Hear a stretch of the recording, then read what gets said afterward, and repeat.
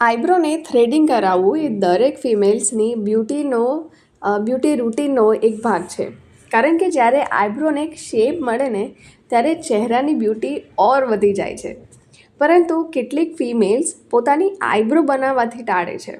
કારણ કે થ્રેડિંગ કરાવ્યા પછી ઘણા બધા લોકોના ચહેરા પર નાના નાના પિમ્પલ્સ દેખાય છે, ખાસ કરીને આઈબ્રોની આજુબાજુ.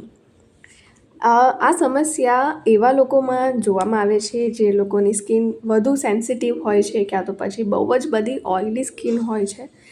આ ઉપરાંત આજે આપણે જાણીશું થ્રેડિંગ કરાવ્યા પછી પિમ્પલ્સ કેવી રીતે તમે મટાડી શકો છો અને તેને ટાળી શકો છો. 3 એવા ઉપાયો છે જે નેચરલ છે, જે તમારે જરૂરથી ટ્રાય કરવા જોઈએ. જો તમને થ્રેડિંગ કરાવ્યા પછી તમારા ચહેરા પર પિમ્પલ્સ આવે તો તમારે આઈબ્રો કરાવ્યા પછી તરત જ ગુલાબજળ લગાવવું જોઈએ. તમારા ચહેરાને ગુલાબજળથી ધોવા ઉપરાંત તમે તેને તમારી આંગળીઓની મદદથી તમારા આઈબ્રો પર પણ લગાવી શકો છો. તેનાથી તમારા ચહેરાને ઠંડક મળશે અને પિમ્પલ્સની સમસ્યા પણ દૂર થશે.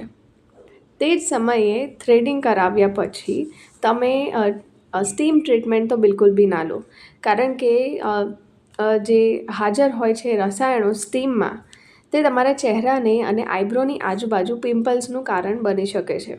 તો જ્યારે પણ તમે આઈબ્રો કરાવો તો સ્ટીમ બિલકુલ બી ના લો એના પછી. અને જો તમારી સ્કિન એકદમ સેન્સિટિવ છે, સંવેદનશીલ છે, તો તમારે સ્ટીમ લેવાથી તો બિલકુલ બચવું જોઈએ. થ્રેડિંગ કરાવ્યા પછી તમારે તમારા ચહેરા પર ક્રીમ અથવા લોશન લગાવવું જોઈએ. તમે તજના પાણીની પણ મદદ લઈ શકો છો.